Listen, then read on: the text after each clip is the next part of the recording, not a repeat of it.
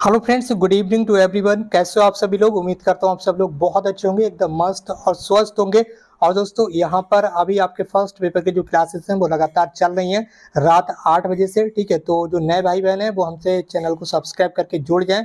और second paper जो प्रारंभिक शिक्षा के नवीन प्रयास है, इसकी क्लासेस आपकी रात 9 बजे से चल रही हैं। और विज्ञान की सब्जेक्ट की क्लासेस आपकी रात 7 बजे से। इसके अलावा सोशल साइंस की क्लासेस रात 6 बजे से आपको लगातार मिल रही हैं। तो जो नए भाई बहन हैं वो हमसे जुड़ जाएं और इस वीडियो को शेयर कर दें अपने फ्रेंड्स के साथ। इसके साथ ही जैसे ही आपकी ये सब्जेक्ट कंप्लीट हो जाएंगे, इसके बाद जो प्रीवियस ईयर क्वेश्चन पेपर है आपके 2016 से लेकर 2023 तक की, ये सारे क्वेश्चन पेपर जो हैं वो आपको सॉल्व कराए जाएंगे। तो आप लोग बिल्कुल घबराएं नहीं। परीक्षाओं तक आपकी जो तैयारी है वो बहुत ही धमाकेदार तरीके से कराई जाएगी और सारे सब्जेक्ट को अच्छे से क्लियर कराया जाएगा। ठीक है, तो चलिए दोस्तों, ज़्यादा टाइम ना वेस्ट करते हुए इस क्लास को यहाँ पर स्टार्ट कर रहे हैं। और अगर अभी तक आपने हमारे टेलीग्राम चैनल को ज्वाइन नहीं किया और व्हाट्सएप चैनल को ज्वाइन नहीं किया, तो इस वीडियो के डिस्क्रिप्शन बॉक्स में आपको टेलीग्राम चैनल की लिंक और व्हाट्सएप चैनल की लिंक भी मिल जाएंगे। आज की क्लास का सबसे पहला सवाल आपके सामने स्क्रीन पर आ चुका है। इससे पहले की सारी क्लासेस आपको हमारे जो यूट्यूब चैनल है इस पर अलग अलग सब्जेक्ट की प्लेलिस्ट बनी हुई है। ठीक है, तो वहां पर जाकर आप देख लीजिए। ठीक है, यूट्यूब चैनल पर ही अलग अलग सब्जेक्ट की सारी प्लेलिस्ट बनी हुई है, तो उन्हें आप जरूर देख लीजिए। प्रीवियस सारी क्लासेस आपको मिल जाएंगी, इससे पहले की सारी क्लासेस, तो उन्हें भी आप अटेंड कीजिए।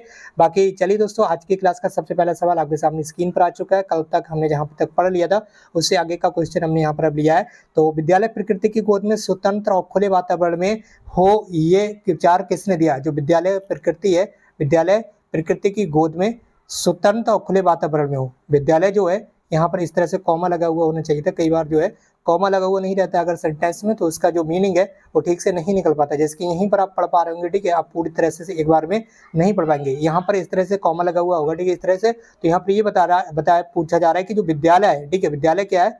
जो आपका स्कूल है, ये जो स्कूल है वो प्रकृति की गोद में, ठीक है, प्रकृति की गोद में और स्वतंत्र, प्रकृति की गोद में स्वतंत्र, ठीक है, विद्यालय जो है वो प्रकृति की गोद में स्वतंत्र और खुले वातावरण में हो। विद्यालय कैसा हो?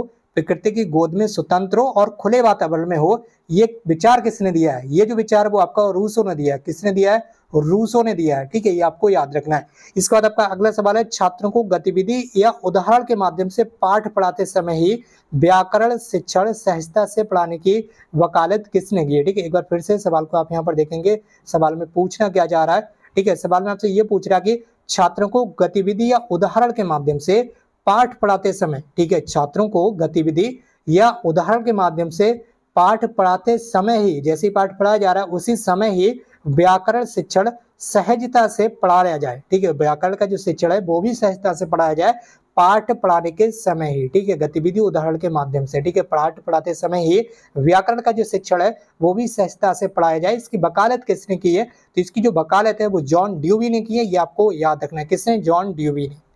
इसके बाद आपका अगला सवाल है और अगले सवाल में आपसे ये पूछा जा रहा है कि सच्ची शिक्षा वही है। यहाँ पर एक कथन दिया हुआ है, ठीक है, और ये हो सकता है ये कथन आपने पहले भी पढ़ा हो, ये क्वेश्चन ऑलरेडी रिपीट हो चुका है। सच्ची शिक्षा वही है छात्रों में व्यक्तित्व का विकास कर उनमें आत्मज्ञान, नागरिक दायित्व, जनतंत्र में आस्था, अहिंसा और एकता व भाईचारा जैसी भावनाओं को उत्पन्न करती है। सच्ची शिक्षा क्या है? छात्रों में व्यक्तित्व का विकास करे और उनमें आत्मज्ञान, नागरिकों के लिए दायित्व क्या है ये उनमें बताए, जनतंत्र में आस्था और अहिंसा रखे, ठीक है, इसके अलावा एकता और भाईचारा जैसे जो भावनाएं हैं उनको उत्पन्न करे। शिक्षा का मतलब क्या है? चारों तरफ आपस में आपको भाईचारे के साथ रहना चाहिए, एक दूसरे से एकता बनाकर रखना चाहिए, अहिंसावादी होना चाहिए, हिंसा नहीं फैलाना चाहिए। तो ये शिक्षा के ही यहाँ पर रूप है। ठीक है, अगर आप शिक्षा ग्रहण करते हैं तो इन सारी चीजों को आपको अच्छे से समझना ही होगा। ये जो सोच है या जो विचार है या जो कथन है ये किसका है? तो ये जो कथन है वो महात्मा गांधी जी का है। किसका है? महात्मा गांधी जी का। ठीक है, ये आपको याद रखना है। इसके बाद आपका अगला सवाल है। अगले सवाल में आपसे ये पूछा जा रहा है कि बताइए वैदिक साहित्य में शिक्षा शब्द का प्रयोग किन अर्थों में किया गया? जो वैदिक साहित्य है उसमें शिक्षा शब्द का जो अर्थ, जो शिक्षा शब्द का प्रयोग है वो किन अर्थों में किया गया, ये आपसे पूछा है। ठीक है, तो विद्या, ज्ञान, बोध और विजय के रूप में शिक्षा शब्द का जो प्रयोग है वो इन अर्थों में किया गया है। शिक्षा शब्द का प्रयोग किन अर्थों में किया गया है वैदिक साहित्य में? विद्या के अर्थ में, ज्ञान के अर्थ में, बोध और विजय के रूप में प्रयोग किया गया। ये सवाल already previous year questions paper में आ चुके हैं, तो इन्हें आप अच्छे से देखिएगा। अगला सवाल आपका, बौद्धकालीन शिक्षा का मुख्य उद्देश्य क्या था? बौद्धकाल में जो शिक्षा दी जाती थी स्टूडेंट्स को, उसका मुख्य उद्देश्य क्या होता था? तो बौद्धकालीन शिक्षा का मुख्य उद्देश्य मोक्ष था। क्या था? मोक्ष प्राप्त करना। ठीक है, बौद्धकालीन शिक्षा का प्रमुख उद्देश्य, मुख्य उद्देश्य था मोक्ष के, ठीक है, मोक्ष था। इसके अलावा अगला सवाल है, शिक्षा में प्रयोजनवाद के जन्मदाता कौन है, आपको बता देना। प्रयोजनवाद के जन्मदाता कौन है शिक्षा में, ये है विलियम जेम्स। ठीक है, कौन है शिक्षा में प्रयोजनवाद के जो जन्मदाता है वो कौन है, विलियम जेम्स है। ठीक है, ये आपको याद रखना। तो शिक्षा में प्रयोजनवाद के जन्मदाता जो है वो है विलियम जेम्स। इसके बाद आपका अगला सवाल है, अगले सवाल में आपसे ये पूछा जा रहा है, सवाल संख्या आपका प्रश्न संख्या है 217। ठीक है, सर्वोत्तम, यहाँ पर एक कथन दिया हो, सर्वोत्तम शिक्षा वही है जो संपूर्ण सृष्टि से हमारे जीवन का सामंजस्य स्थापित करती है। जो संपूर्ण ब्रह्मांड समूह सृष्टि है, ठीक है, इसके साथ हमारे जीवन का सामंजस्य स्थापित करे, वही सच्ची शिक्षा है। ठीक है, तो ये कथन जो है वो कथन है रविंद्रनाथ टैगोर का। किसका कथन है, रविंद्रनाथ टैगोर का। इसके बाद आपका अगला प्रश्न है, बालकों को बाल देवो भवा की संज्ञा किसने दी थी। बालकों को क्या कहा था, बाल देवो भवा। तो ये किसने कहा था, ये आपको बताना होगा। तो ये आपका कहा था गिजुभाई बधेका। किसने, गिजुभाई बधेका। ये सवाल भी ऑलरेडी परीक्षाओं में आ चुके हैं। इसके बाद आपका अगला सवाल है प्रश्न संख्या 219। इसमें आपसे ये पूछा जा रहा है कि बताइए मॉन्टेसरी की शिक्षण पद्धति कितने भागों में विभाजित है। ठीक है, तो ये क्वेश्चन ऑलरेडी रिपीट हुआ है, ये आपको पहले भी बताया गया था। कर्मेंद्रियों की शिक्षा, ज्ञानेंद्रियों की शिक्षा और पढ़ने लिखने के बाद गणित की शिक्षा, ये मॉन्टेसरी की 3 जो शिक्षण विधि हैं वो यहाँ पर बताई गई है। ठीक है, तो मॉन्टेसरी की जो शिक्षण विधि है वो 3 पद्धतियों में यानी कि 3 भागों में विभक्त है। ठीक है, ये आपको याद रखना है। इसके बाद आपका अगला प्रश्न है, निःशुल्क और अनिवार्य बाल शिक्षा का अधिकार अधिनियम कब पारित हुआ था। ये 4 अगस्त 2009 में पारित हुआ था। ठीक है, निःशुल्क और अनिवार्य बाल शिक्षा का अधिकार अधिनियम कब पारित हुआ, 4 अगस्त 2009 को। ये प्रश्न भी ऑलरेडी परीक्षाओं में आए हुए हैं। ठीक है, इसके बाद आपका अगला सवाल है, अगला सवाल आपसे ये पूछा जा रहा है प्रश्न संख्या 221, राष्ट्रीय जनसंख्या नीति का प्रमुख उद्देश्य क्या था। राष्ट्रीय जनसंख्या नीति, ठीक है, तो राष्ट्रीय जनसंख्या नीति का प्रमुख उद्देश्य क्या था। राष्ट्रीय जनसंख्या नीति से तात्पर्य है आर्थिक सामाजिक जनांकी, ठीक है, जनांकी। ठीक है, इसके अलावा राजनीतिक आधार पर प्राप्त करने वाले लक्ष्यों की प्राप्ति हेतु जो कार्यक्रम बनाए गए उनका मापन करना। ठीक है, यहाँ पर राष्ट्रीय जनसंख्या नीति का उद्देश्य क्या है, आर्थिक हो गया। ठीक है, इसके अलावा आपका सामाजिक हो गया, जनांकिकी हो गया, इसके अलावा राजनीतिक हो गया। ठीक है, इन आधार पर प्राप्त करने वाले लक्ष्यों की प्राप्ति हेतु जो कार्यक्रम बनाए गए हैं उनका मापन करना ही क्या है, राष्ट्रीय जनसंख्या नीति का प्रमुख उद्देश्य है। ठीक है, इसके बाद आपका अगला सवाल है, जल प्रदूषण दूर करने के कोई 2 उपाय लिखिए। तो ये तो नॉर्मल सा क्वेश्चन है, तो आपको बता ही दूंगे।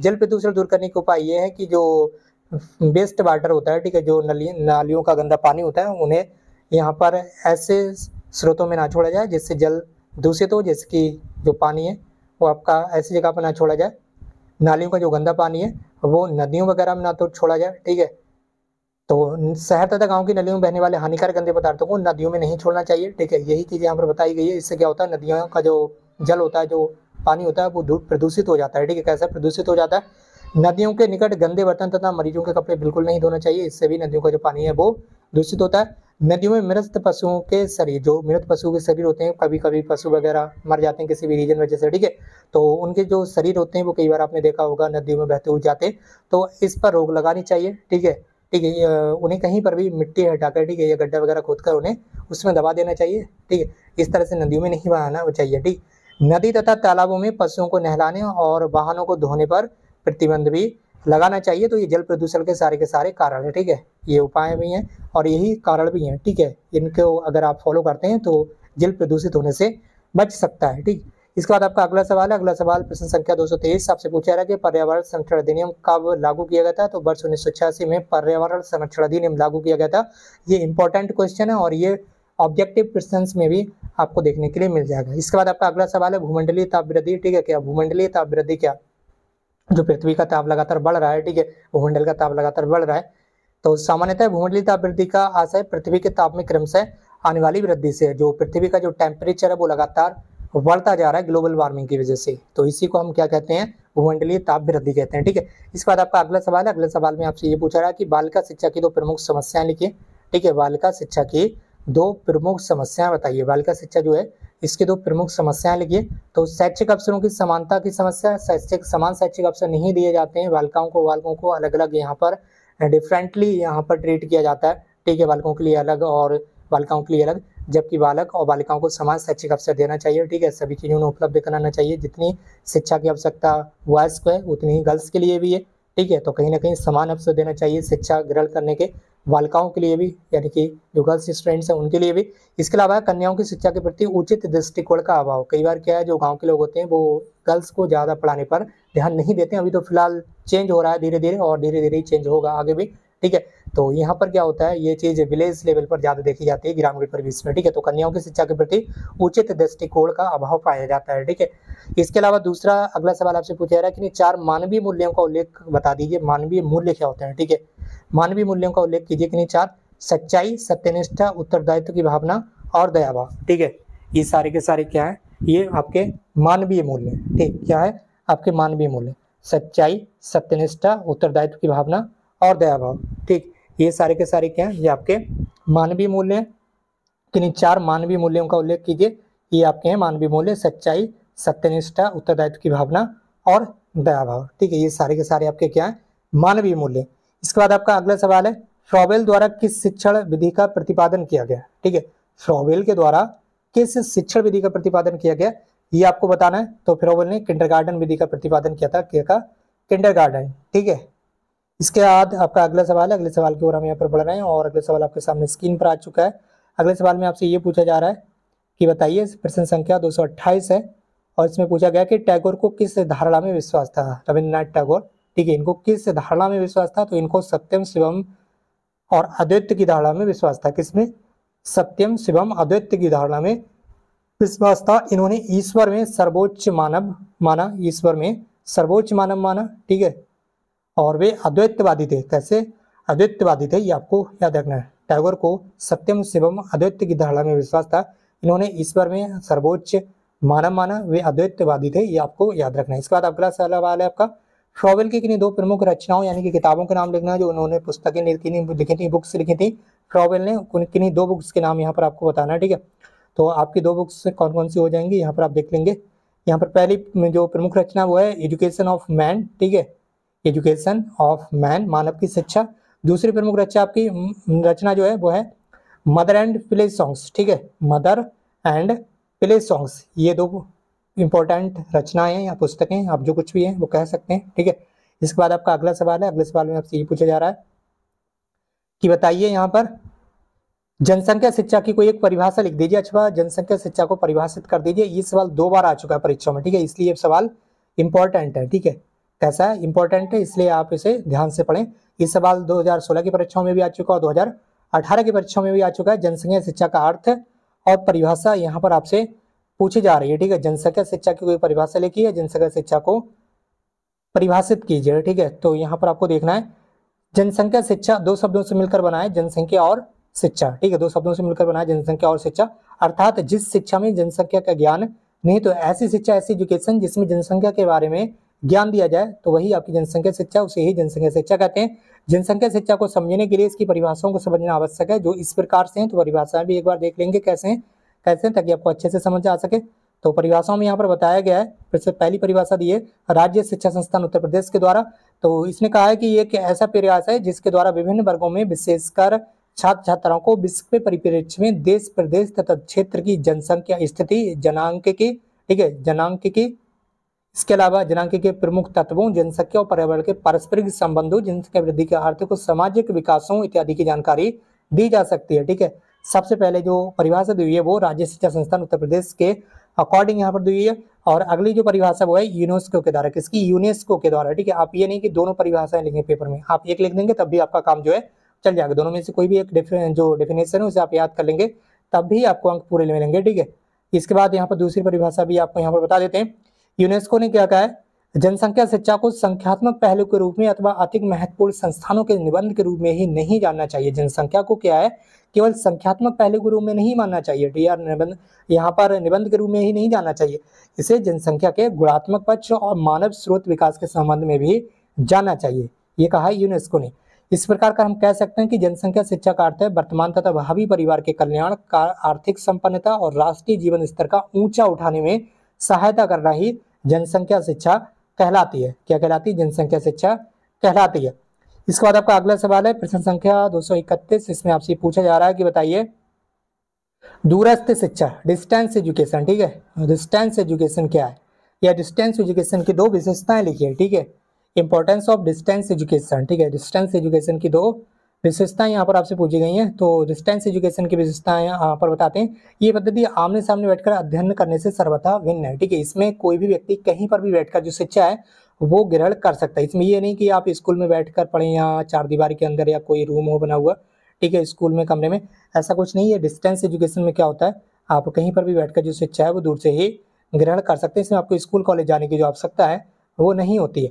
इस पद्धति में स्व अध्ययन सेल्फ स्टडी पर अधिक बल दिया जाता है, ठीक है। डिस्टेंस एजुकेशन में ऐसा नहीं कोई टीचर आपको पढ़ाएगा आकर, ठीक है, ऐसा नहीं होगा। डिस्टेंस एजुकेशन का मतलब ये है आप घर बैठे शिक्षा ग्रहण कर सकते हो, आपको स्व अध्ययन करना होगा इसमें ज़्यादातर। इसके अलावा तीसरा यहाँ पर जो विशेषता वो है दूरस्थ शिक्षा के अंतर्गत छात्र और अध्यापक के मध्य संबंध स्थापित करने के लिए radio, Doordarshan, VCR, CD player, computer, internet आदि का जो प्रयोग है वो किया जा सकता है, लेकिन ये जरूरी नहीं है, ठीक है। आप बिना टीचर के भी जो शिक्षा है वो ग्रहण कर सकते हैं। इसका बाद आपका अगला सवाल है, अगला सवाल आपका इनफॉर्मल एजुकेशन अनौपचारिक शिक्षा का उद्देश्य बताइए। ये सवाल भी ऑलरेडी परीक्षाओं में आ चुका है। अनौपचारिक शिक्षा क्या है? तो अनौपचारिक शिक्षा क्या है, जो कि आपको घर से आपको मिल जाती है, आपके आस पड़ोस से, आपको सामाजिक वातावरण से मिल जाती है, वही आपकी अनौपचारिक शिक्षा है। तो अनौपचारिक शिक्षा जीवन से संबंधित वे अनुभव हैं जिन्हें हम बिना किसी व्यवस्थित प्रयास, संस्था एवं साधन के स्वाभाविक स्थिति से प्राप्त कर सकते हैं। इस प्रकार की शिक्षा प्रत्यक्ष रूप से जीवन से संबंधित होती है। ये शिक्षा स्वाभाविक रूप से होती है। इसकी ना तो कोई निश्चित योजना होती है, यानी कि इसके लिए हम कोई एडमिशन नहीं लेते हैं, कोई पहले से प्लान नहीं बनाते हैं, ठीक है, और ना ही कोई निश्चित नियमावली होती है, कोई नियम कायदे कानून नहीं होते हैं। यही आपकी अनौपचारिक शिक्षा होती है। ये बालक के आचरण का रूपांतरण करते हैं, ठीक है, ये बालक के आचरण का रूपांतरण करते हैं, परंतु रूपांतरण की प्रक्रिया अज्ञात, अप्रत्यक्ष व अनौपचारिक होती है। कैसी होती है? अनौपचारिक होती है। आपको पता नहीं चलता, लेकिन आपको उसमें शिक्षा जो है वो मिलती रहती है, ठीक है। इसके बाद आपका अगला सवाल है, अगले सवाल को हम यहाँ पर बढ़ रहे हैं और अगले सवाल में आपसे ये पूछा जा रहा है कि बताइए मल्टीमीडिया क्या है, व्हाट इज मल्टीमीडिया, ठीक है। मल्टीमीडिया के बारे में आपने पढ़ा होगा, और मल्टीमीडिया पहले ये मोबाइल में भी होता है। तो आधुनिक समय में मल्टीमीडिया वास्तव में सूचनाओं के आदान प्रदान को बेहतर बनाने हेतु अनाधिकृत आधुनिकतम, ठीक है, क्या बनाने हेतु आधुनिकतम तकनीकों के प्रयोग का सूचक है। और इसमें डिजिटल वीडियो, जिसमें डिजिटल वीडियो भी आ जाएगा, आपका ग्राफिक्स भी आ जाएगा, ऑडियो भी आ जाएगा, 3D एनिमेशन भी आएगा, इंटरनेट कॉन्टैक्ट भी आएगा, इंटरेक्टिव कार्यक्रम भी आएंगे, आदि विधाओं का उपयोग भी समाहित रहता है, ठीक है। अगर आप इतना भी लिख देंगे तभी आपको एक नंबर मिल जाएगा। What is multimedia? मल्टीमीडिया क्या है? मल्टीमीडिया वह है जिसमें digital video, graphics, audio, 3D animation, internet contact, interactive कार्यक्रम आदि सारी विधाओं का उपयोग किया जाता है। यही आपका मल्टीमीडिया होता है। इससे स्पष्ट है कि मल्टीमीडिया वस्तुतः विभिन्न प्रकार के माध्यमों जैसे कि श्रव्य जो हम सुन सकते हैं, जिसकी रेडियो हम सुन सकते हैं, ऑडियो सुन सकते हैं, दृश्य जैसे कि टीवी पर हम कोई दृश्य देख सकते हैं, पाठ्य पढ़ने वाली चीजें या चित्र हम जैसे कि देख सकते हैं, बना सकते हैं, आदि का एक उपयोगी संयोजन है। शिक्षण अधिगम प्रक्रिया को अधिक प्रभावी बनाने में मल्टीमीडिया अत्यंत सफल सिद्ध हुआ है। आप देख पा रहे होंगे ये एक मल्टीमीडिया का ही उदाहरण है जो आप ऑनलाइन टीचिंग यहाँ पर देख पा रहे हैं, ठीक है। ऑनलाइन घर बैठे यहाँ पर पढ़ पा रहे हैं, एक तरह से मल्टीमीडिया का ही प्रस्तुतिकरण है जो आप तक सारी चीजें घर बैठे पहुंच जाती हैं यूट्यूब के माध्यम से, या कई बार अपने क्लासेस में भी जो यहाँ पर बोर्ड वगैरह हैं, डिजिटल बोर्ड, वो आपने देखे होंगे, ठीक है, जहाँ आप कॉलेज वगैरह में जाते होंगे, वहाँ सारी चीजें आजकल मल्टीमीडिया के माध्यम से ही सारी चीजें ज्यादातर चल रही हैं, ठीक। इसके बाद आपका अगला सवाल है, अगले सवाल में आपसे क्या पूछा गया है यहाँ पर देख लेते हैं। बौद्धकालीन शिक्षा की किन्हीं दो विशेषताओं का उल्लेख कर दीजिए, बता दीजिए बौद्धकालीन शिक्षा की कोई दो विशेषताएं।